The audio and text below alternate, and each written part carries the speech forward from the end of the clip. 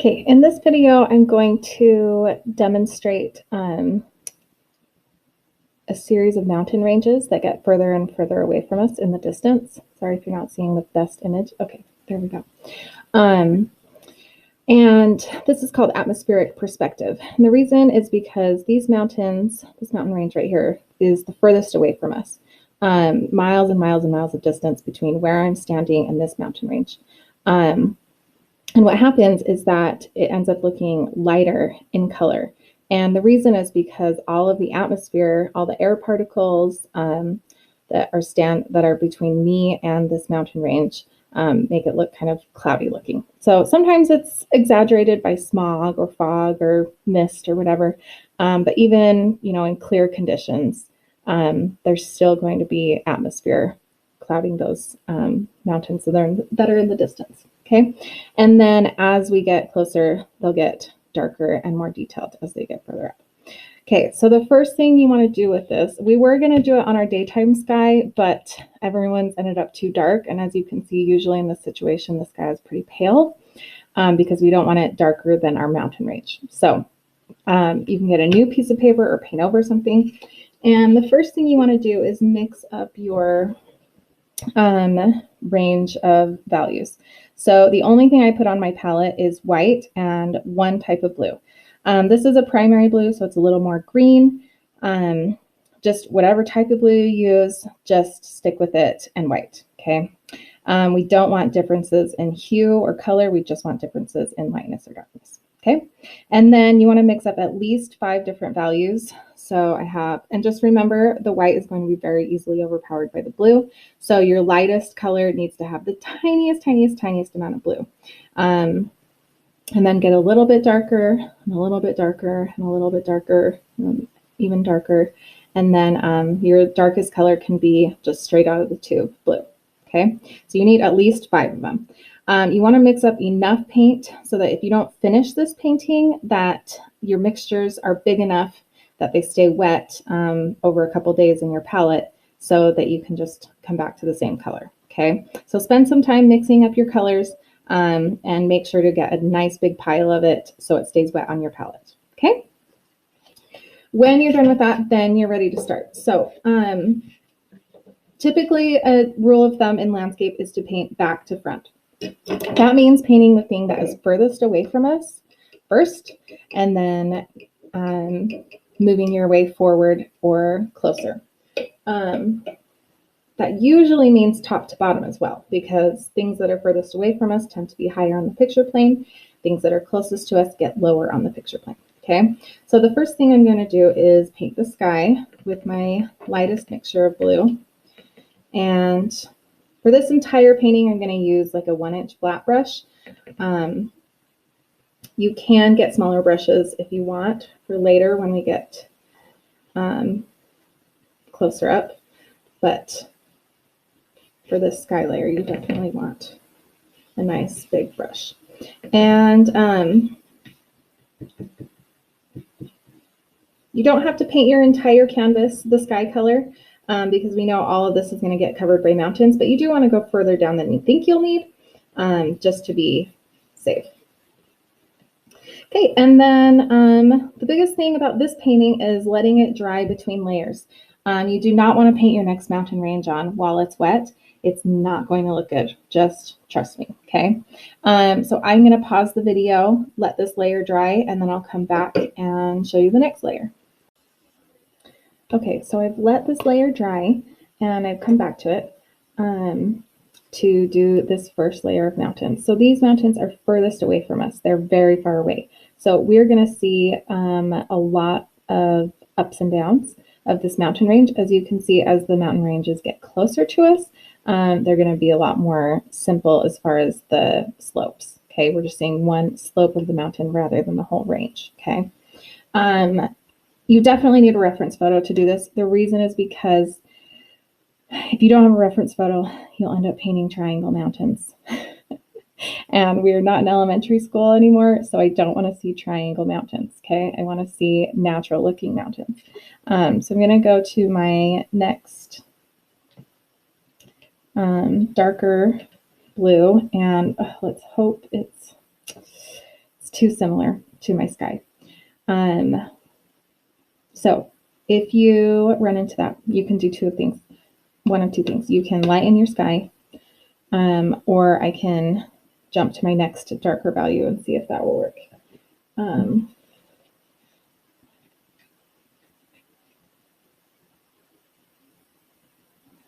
Okay, good. I'm seeing a contrast from my sky to my mountain range, so that's a good thing.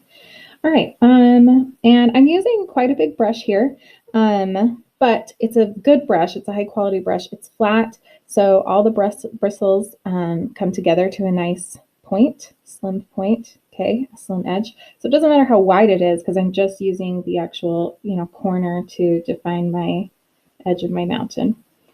And the great thing about mountains is that you don't have to have it exact. No one's going to know.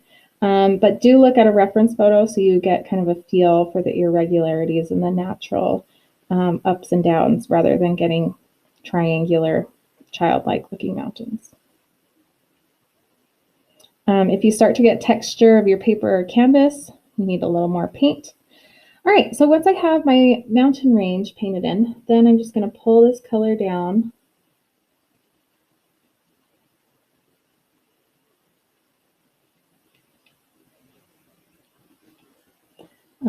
And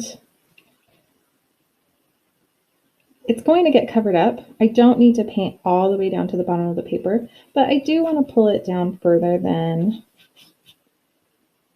you think you might need, just to be safe.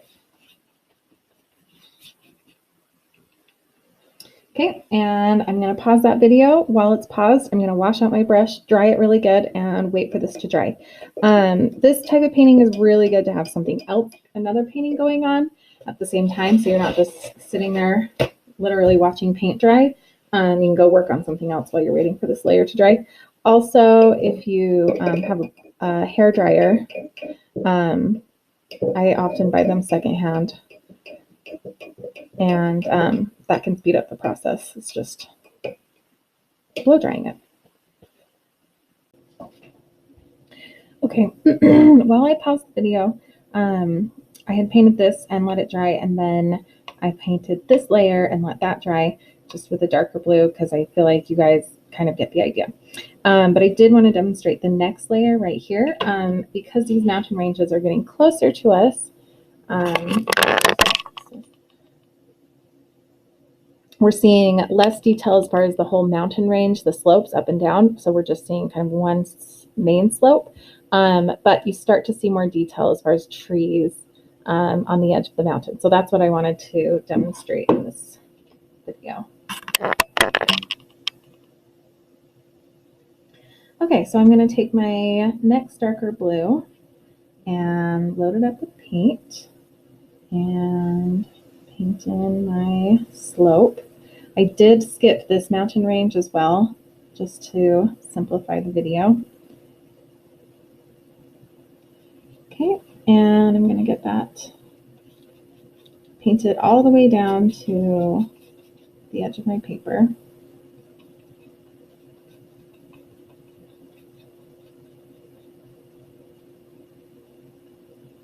Okay, and then let's talk about that tree texture. So I still have a very large brush, but it's important that all my bristles stay together to a nice thin point. And I'm just going to hold my brush vertically and got it loaded up with paint there. I'm just going to use the edge of the brush to kind of do this squiggly up and down motion along the edge of my mountain range to create that illusion of a tree line. And this brush is a little bit larger than what's comfortable, and I don't feel like I have total control over what's happening. But with landscape, that's actually a good thing because our brain likes to keep things regular, predictable, and have a consistent pattern.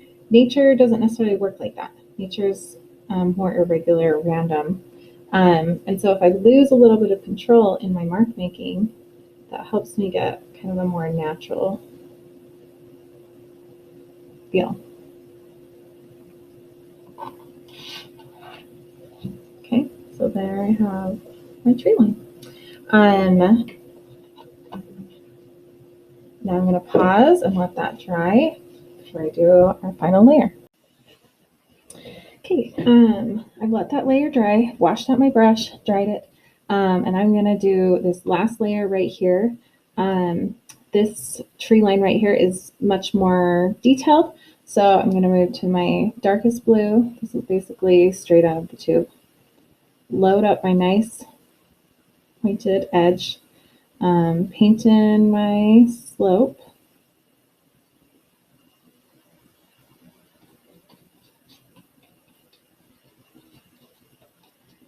Okay, and then I'm going to do that same kind of up and down, like wiggly line that I did in the last layer, but I can do it a lot bigger because these trees are closer to us. So we want to show a little bit more detail. Oh, so sorry about the glare.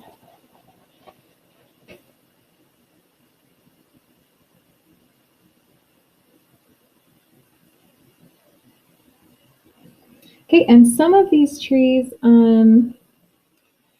even show like slight branches. So if you want to take a corner and add a few horizontal lines to suggest some branches, you can. I don't necessarily think it's necessary, but it could be a nice touch.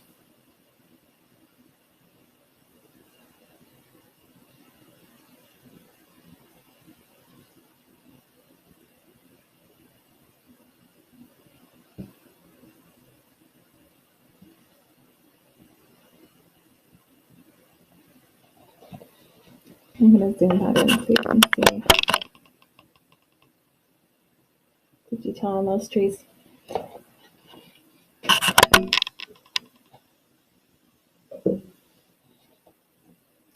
If you have anything that's transparent, it's just going to need, my paint kind of went a little transparent right there. It's just going to need another layer. Let's pull up the reference photo. So that's all I'm going to do for this video, because you kind of get the idea of atmospheric perspective created by working back to front and doing your furthest mountain range first and the lightest, and getting darker and further down as you get closer. You could add some of these trees. I would just go straight black, maybe not straight black. Black. This was my blue straight out of the tube, so I'd probably mix that blue and black to get my color for the trees. And then just like we practiced with silhouettes, you could just put that over the top, which would be another cool layer. So, okay, thanks for watching.